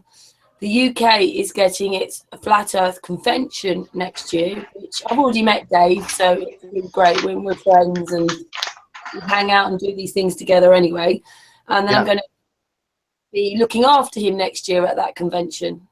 Yeah, I'm also going to the USA International Conference as well in November. So nice, very cool. And then the convention, it's going to go to Amsterdam afterwards as well. Gary John is his name. He's going to do one in Amsterdam. But the really great thing is that these people, like Ceres, Dave, Gary, have come from our Facebook group. And I've met Gary and I've met Dave. So yeah, that's really great. Yeah, you guys have an amazing group. I think you're doing great things, and it's clear that, you know, people are taking notice. You certainly have an audience. Yeah, we're a community. Yeah, that's Oh, it's me. I thought Ceres had blocked me. Then I thought I was talking to nothing. Yeah, we're a community, and it's not about just one person. It won't work unless we all do this. Exactly. So, Yeah, like, everybody has something to contribute. We all have different skill sets and things that we're if you were going to contribute in Flat Earth, you better make sure it's something you're really passionate about, because it's going to take a lot of energy. It's going to take a great deal of time. So if you do something that you don't feel passionately about, you're going to burn out quite quickly. Yeah, also as well, that little presentation I've just given you, I've joined the Flat Earth Corner, with Mike Kavanagh, the pilot Alex is there, you've got Steve Torrent, you've got Dr. Zach, you've got Chris Monkseely, you've got Bob Nodal, Cammy Nodal, you've got Karen B. I've run this past them, and they say I'm definitely onto something with this. And I'd just like to thank Robert Scott as well for putting all my readings into the spreadsheet, because he did all that for me. You know what I mean? I'm not very good with Excel or anything like that. I would just build me up on WordPad kind of thing. So he put that in for me, and he got me all the all the thingies, all the actual, I don't know what you call them, formulas into it as well. So I'm quite pleased about that, because it did actually make my work a lot easier, because I was just doing it all on Microsoft Word, which was I can imagine. Yeah, someone else doing their part and helping. Yeah, and like I say, I run it through them, and they think I'm onto something, and I do, because what's the difference in me making observations and Kepler making observations back in the 1600s? You know what I mean? All right, he was a scientist. I'm not claiming to be a scientist, but I can use the Zetetic method and make my own observations. You know what I mean? Then we all can become scientists.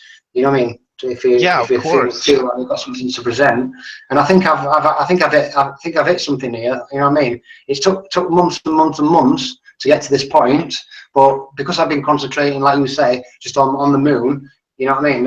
It's put me in a good position to present something. What maybe, hopefully, I might have missed something. I don't know. I might have missed something really silly, but I've asked a lot of people, and they're in agreement with me.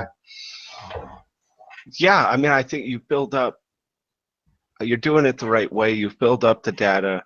You're cross-referencing it. It's not like you say. It's not just a one-off observation. This is multi-layered, and that part of the value of presenting it to the world, or in general, is that if you have missed something, or if there's something that can be added to it, you're inviting all those minds to look at it, and it could lead to something even bigger. Yeah, sometimes we've been live for 3-4 hours, and then there's another 2 hours on the after hangout. Right. Yeah, you guys go at it. You put a lot of time into this, and I've just started getting into your streams on YouTube and things. There's so many things to try and check out and keep up on, but I try to hit as many things as I can. Well, that's brilliant. So do you want to just repeat what you want these two people to do? And then obviously this isn't unopen for the rest, but obviously Dave was just around at the right place and he deserves it anyway. So yeah, I like I said, I think that in terms of how you want to submit the approach to that, I think I leave to you and your group, to come up with who you'd like to go in first. How you'd like to structure that, if maybe something needs to be broken up into multiple parts, I can do that. I'm completely flexible. So how long have they got then? How long have they got before you would like to see something? Well, if you want to get into issue number 2, we're shooting for mid-November release on that, so I would need something solid by the 5th of November. I wouldn't be able to do anything before November, because I'm getting prepared for the conference, and I'm quite busy at work at the moment. But definitely next year sometime, definitely. Like I say, I'm going to build my presentation up, and then I could do that as I'm doing it. Like I say, kill 2 birds in 1 stone. So I'm thinking maybe next year, actually. Sure. Well, we're hoping to be around. We're hoping to be around for the foreseeable future. So. Yeah, right then, guys. I'm gonna have to shoot because I've been on the computer quite a long time now, and I don't have anything to eat yet. So I'm gonna shoot off and. All right, hey, David. It was great to meet you, and thank you for presenting your work. It's good stuff. Dave. Right, thanks a lot, Ty. Good luck with that magazine as well. Thank you. You have to have Yes. You have to have that hug.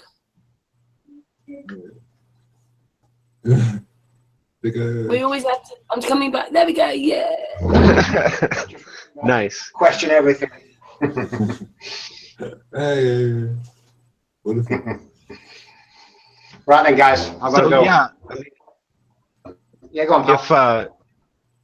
If there isn't anything that anyone in your group can get together for the second issue, certainly the door it'll be an open invitation. The door's open.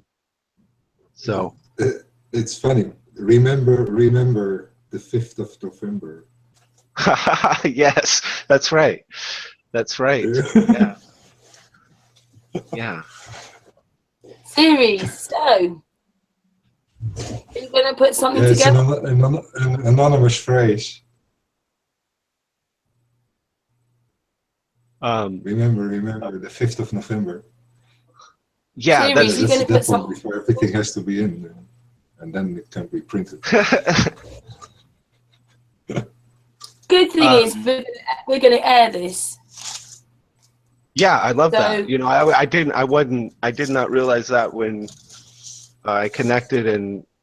No, I'm sorry, but you know, in your part, you're doing your bit. In my part, I'd regret not recording this somehow.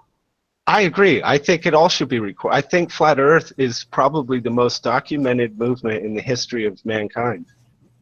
If you think about it, I mean, think about the documentation that's happening. It's quite phenomenal. 24/7 shows, yeah, live streams and such. It's really, yeah. It's amazing. If you look back on what we've learned, what we can learn from, so-called ancient cultures or whatever, the amount of information we actually have access to is quite small. When you compare it to probably Flat Earth in one week produces more raw information and data and things than we have on the entire, Greece history or something.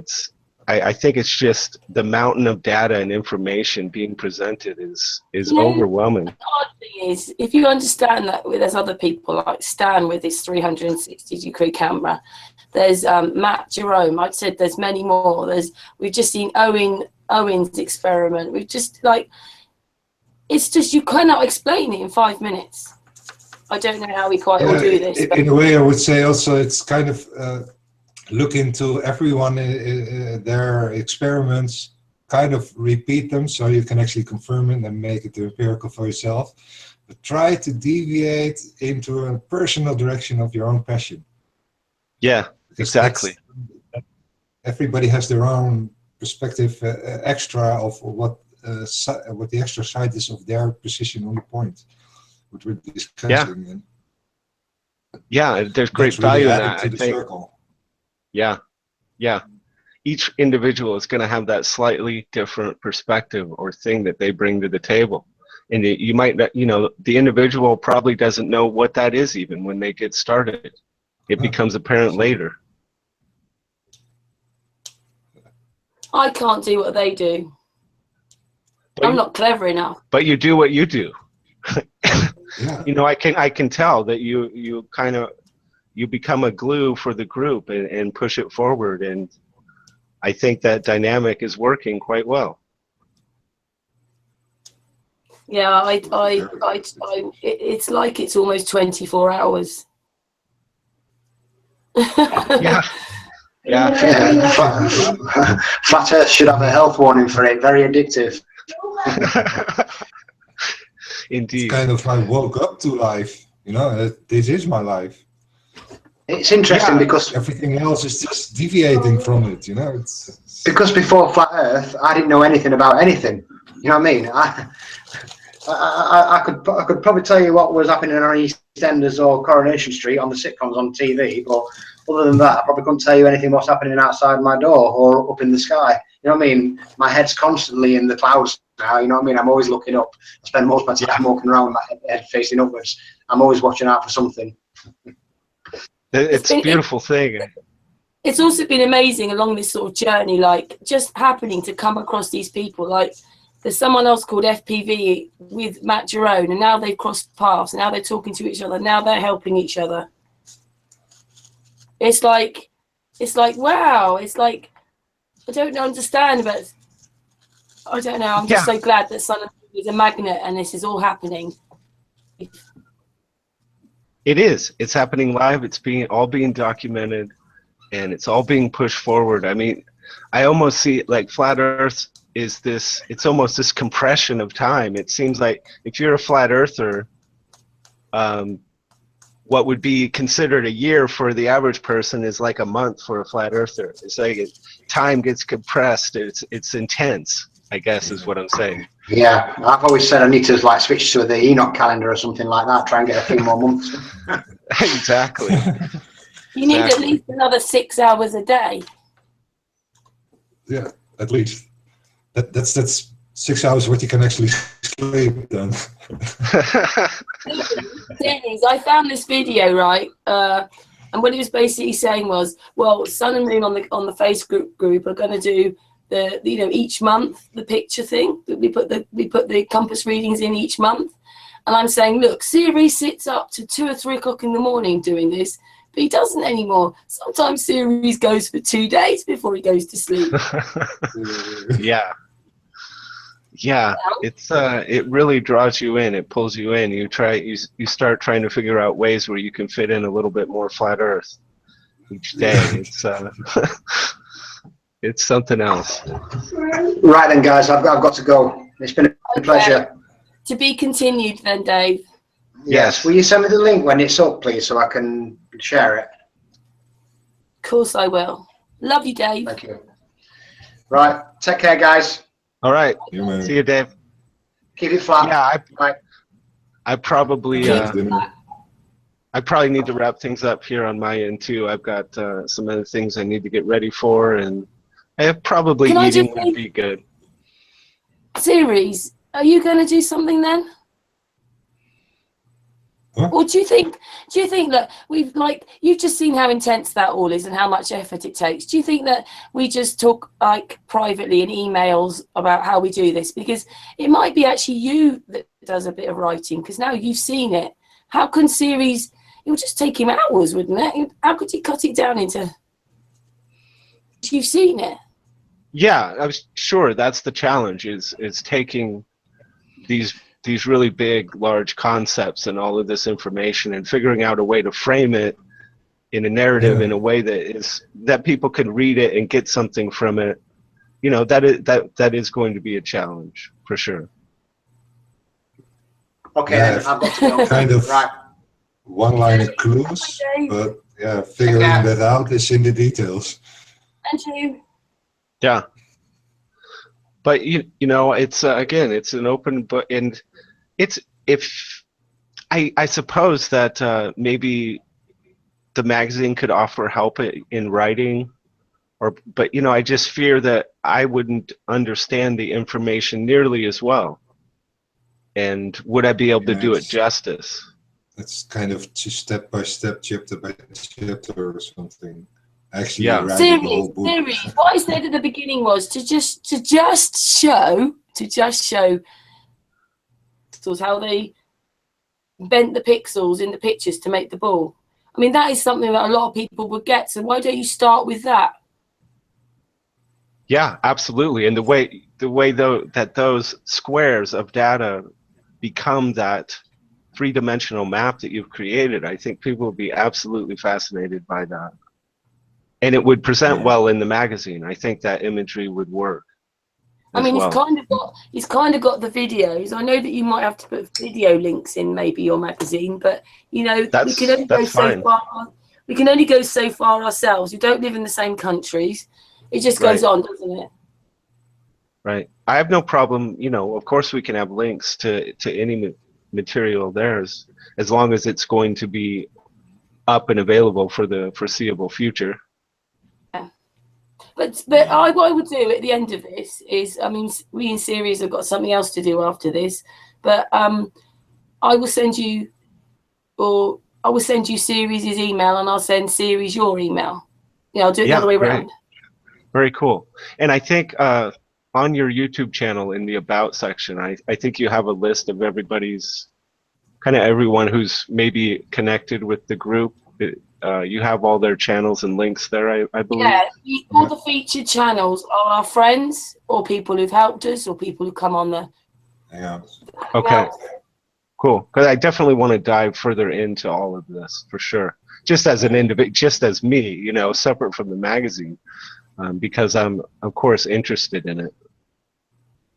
You know, and in each one, you know, Everything again, is a personal wake up. Yeah. Earth. Each one of those featured channels is doing a different part in Flat Earth.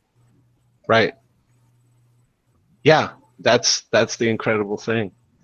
It's good stuff. Oh, it's been a pleasure meeting you. I wasn't sure if you were going to come on, actually.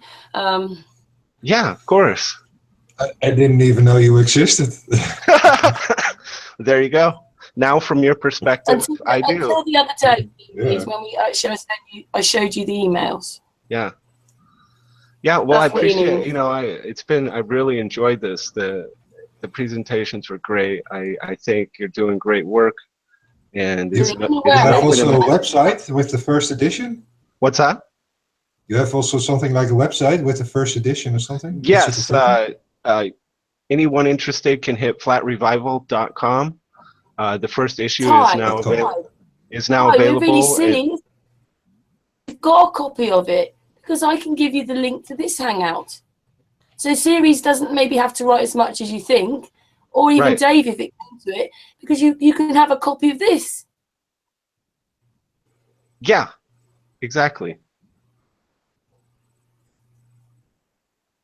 I mean, I know it's quite intense. It takes a while to redirect. But you wouldn't maybe need such a big write-up when you've got this video, because it's making history just us talking to each other. Sure. Well, you know, the magazine is content hungry. That's what, you know, I need content for the pages. So that's, you know, that's my end goal for the magazine is I want to have really compelling content for readers that challenges. What we actually do as well is, if you know Mr. Thrive and Survive, he comes on our Hangouts, and Santos does the same, and then they take these Hangouts and then they break them down. So that can happen to these Hangouts. Nice. Yeah. A bit. Nice. Well, so, I really appreciate your time. I appreciate all the work you're doing, and yeah, it was great to meet you. Each other and stuff, and working this out how we'd like do it. Because I think that's a good way to proceed for sure. It wouldn't matter who we had on. I could have Stan with his 360. I could have Owen. We could get Santos. We could get any. You just cannot do things in 5 minutes. No, of course we've got to work.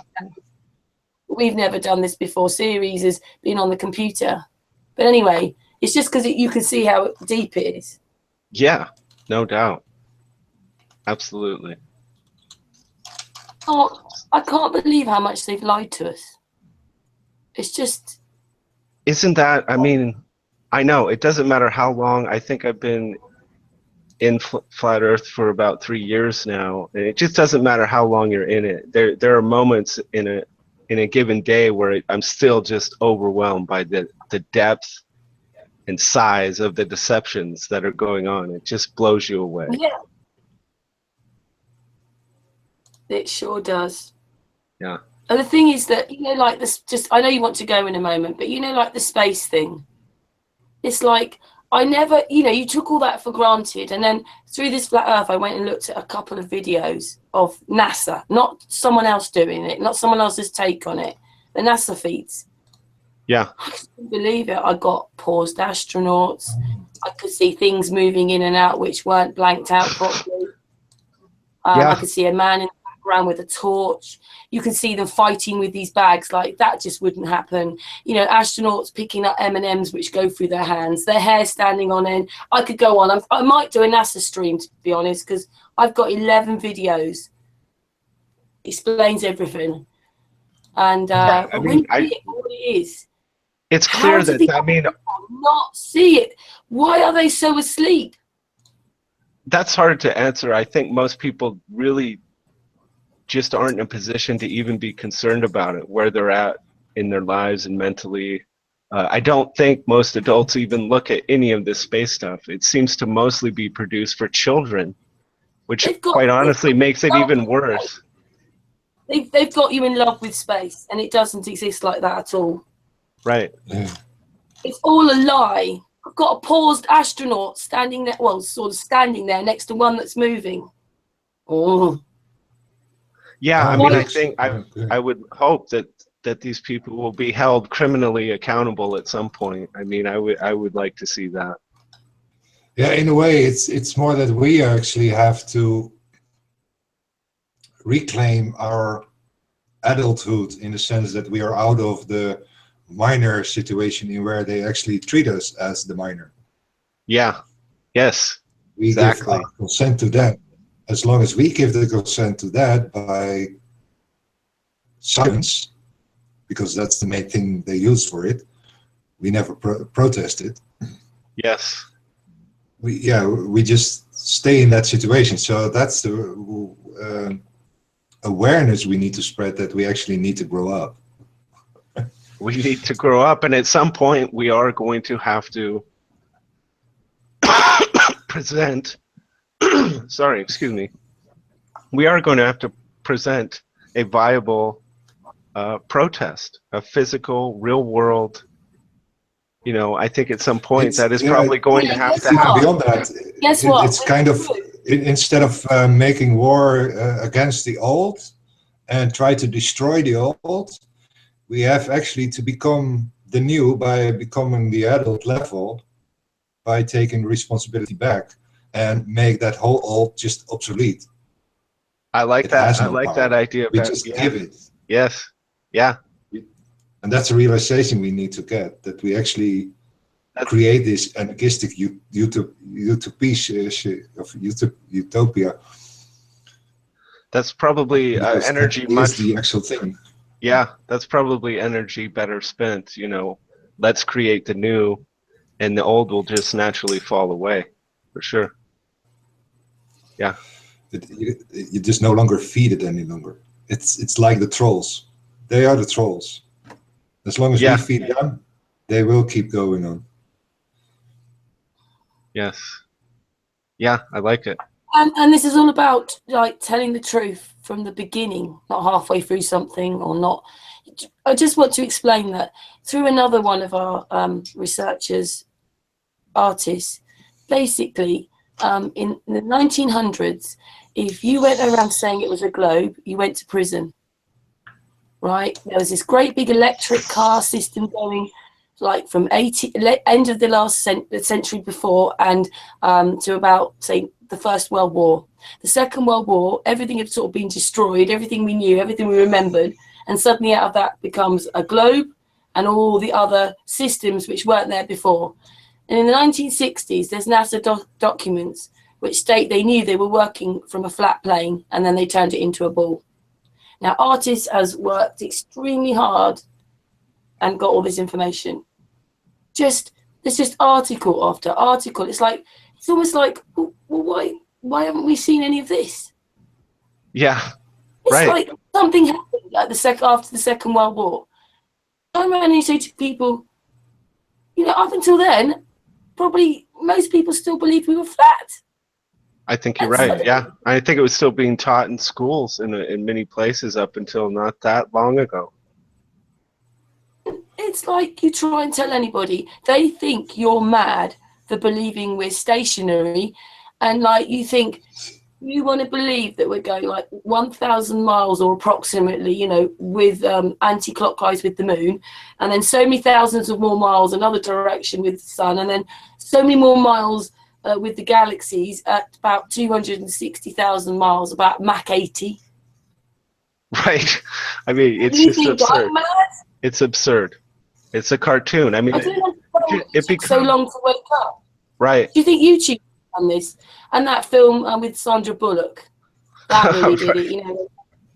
Right. You know, that just. Well, you know, I mean, what you're saying, I almost think there's some encouragement to take from this, because when you realize that really not that long ago, it's not as long, it's not 500 years that all of a sudden 500 years ago, people, like you're saying, up until very quite recently, most people believed it was a flat and stationary plane. So what that tells us is that in a very short amount of time, a couple generations of people, you can completely create a new paradigm. Which means if they could do it with the if they could do it with the ball, then we can do it. We can do the same thing. It can come about that quickly for a new paradigm. Is because what I'm they saying. told everybody we lived on a ball when they didn't tell the truth. Right. So I think we can shift this thing back quickly. I think it can happen relatively quickly. There's so many. Is what I'm saying. Yeah. Do actually the real research. The only thing we are stranded with is the lack of support for actually doing it. Yes, but that grows, and I think this is why I wanted to do Flat Revival Magazine. I think it's important to get something in print, something in the physical world that people can hold in their hands and give to each other, and then that's just one thing. Yes. Spreading awareness. It all builds on each other. Everything everybody's doing, it has this value, and it's becoming bigger and bigger, and there will be a tipping point. For sure. Gosh, I'm going to have to find a good title for this hangout now to go out because, yeah, I've seen already with that whole 9/11 happening from 2001 up till now. There is so much growth in the community that people get more and more aware of the whole cake of lies in that sense. Yes. But it's just a cherry on top of it. It is also kind of the glue between all the puzzle pieces. The lie is it's lie upon lie. Everything is a lie. It's like you turn the television on and they say this horrible thing has happened there, and you think, well, that's a load of lies then, isn't it? But the people are now turned into, they've got egos and they're angry with each other and they just don't care, and it's dog eat dog, and whoa, it's the living dead out there. But even me, I didn't wake up 30 years ago. Yeah. January last year, but I remember as a child many more things, that were there. And then I suppose life takes over, but then it's come back again. So it's actually from my childhood. Yeah. Yeah. It was there, but I didn't realize it because I was a kid. Right. Yeah, and then they got you distracted and on this other path, but you've come full circle. And now we get to learn all over again. Oh, I'm sure we're going to help each other here. And as I say, this is open for other members, other people who come on the panel. I've mentioned some today. Yes. To come forward as well. Yes. Yeah. Let's get an email communication. Maybe we can start a little email group. And as we move forward, we can figure out the best way to get some of this information into the magazine, how to present it. I mean, without the one, you're not going to get the other anymore, because we're here because of the what we call technology through this computer screen. Yeah. And really, you also need it in print as well. Yeah. Yeah, I think it's important. Let's get it out there in as many ways as we can. For sure. Well, I'll stop the broadcast at the same time. Maybe we could just say goodbye off air. But thank you so much. And this is to be continued. And anybody who wants to come back, if you want Ty's email address, all that, we can sort that out. But thank you so much, Ty. Oh, yes, I've got to come back because we always have to do this. It might seem silly, but I mean, I don't know. Maybe we're silly then as well. I'm coming back to end the hangout. Come on. That's it. With a flat earth hug for Ty and everybody that watches this. And for Ceres. To the next episode. Well, this was great. I really appreciate your time. I appreciate you sharing all the work with me, and I look forward to what we might do. Because even now, this hangout, people are going to know who you are. Nice. I appreciate that. You know, we all do what we can to help. Flatrevival.com.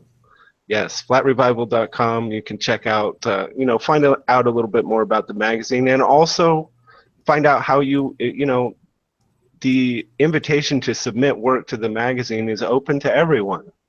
We accept submissions, so you know, this is a group effort, and it's nothing without content being submitted. It sure is a group effort. Yes. All right. Well, it was great to meet you. Thanks, Ceres. You're doing really good stuff. Thank you. Thank you, Ty. I'm going to stop the broadcast, but we'll say goodbye just off air. All right. Anyway, thanks very much.